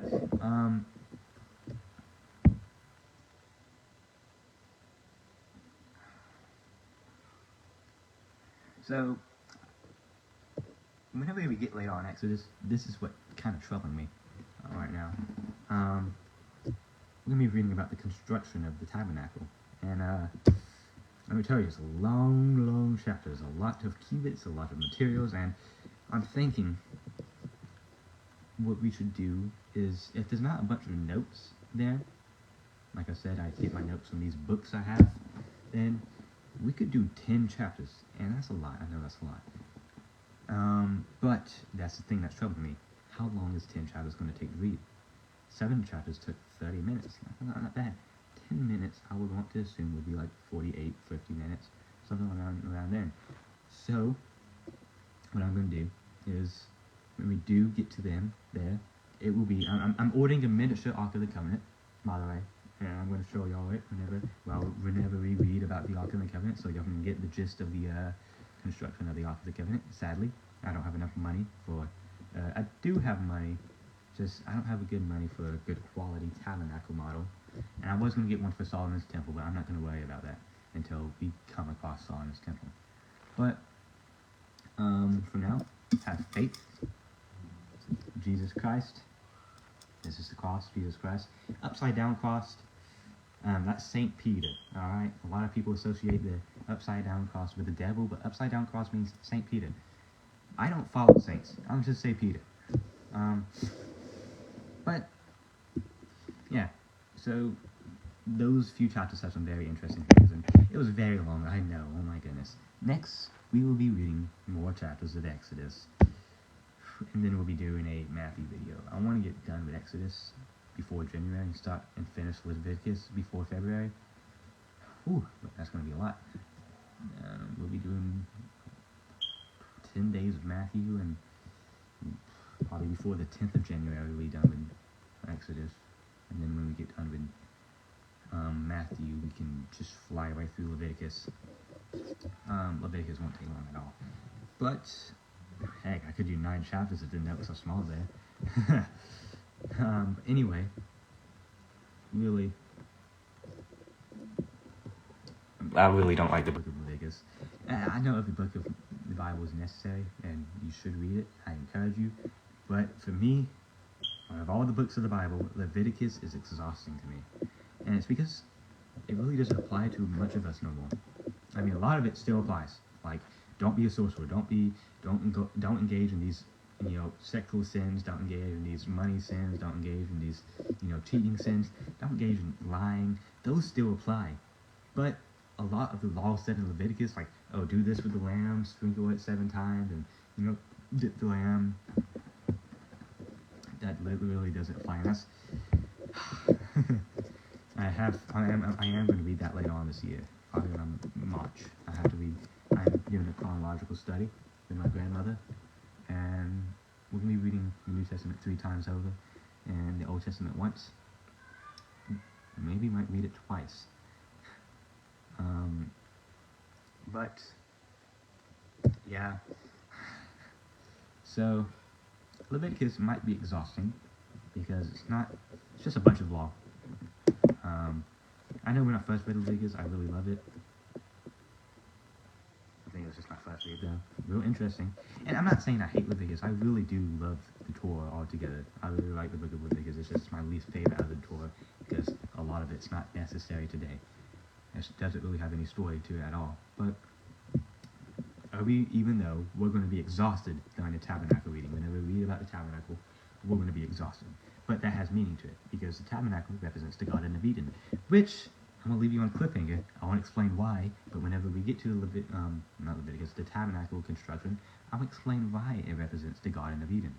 So I'm going to leave you on a cliffhanger. And if you have watched my previous videos, I'm pretty sure I have explained why it does. So if you want to go hunting for that cliffhanger explanation, then yeah. So, thank you for watching. I'm going to say my prayer now. Father, Son, Holy Spirit. Lord, I thank you for gathering us today. I thank you for giving us wisdom. I thank you for everything that you've done in 2024. I mean, happy New Year's. I mean, I don't know if it's New Year's for you, Lord, but I mean, a day for you is 1,000 years, so 365,000 years, I guess, for you. We have it. I guess you have even. I guess it hasn't even been a year for you then. But I do pray that this year can be good. 2024 was a good year. We weren't that consistent with the videos. I pray that we are consistent with videos this year, mainly due to, a lot of church retreats, which I don't have a problem with. I thank you for allowing me to go on them. But I do want to pray for everyone watching, and everyone who's not watching, everyone on the Lord, and everyone in the past, present, and future, that they can have you, Lord. And I know you can't control it. I can't control the past. You can, though, Lord. I pray that people who did have you in the past have found refuge. People in the present right now can find refuge in you, and people in the future will be able to find refuge in you, Lord. I pray that we're all able to find refuge, and I pray that you continue to be our refuge, our rock, our rock of water and fire. And I, keep praying that you do that. And I thank you that you have been that for us this, past 2024 year. Now, I just pray that you carry on with that in the 2025 year, and if this year will, I'm not complaining if you come this year. I'm not complaining. I'm not rushing though. But nor do I want you to delay it. But it's your will, your timing. Whenever you come, it suits everything best. It's your perfect timing. So Lord, pray all these things in your heavenly name. I pray. Amen. Good night, everyone. God bless worldwide. Happy New Year's. Merry belated Christmas. And see y'all soon for Exodus tomorrow.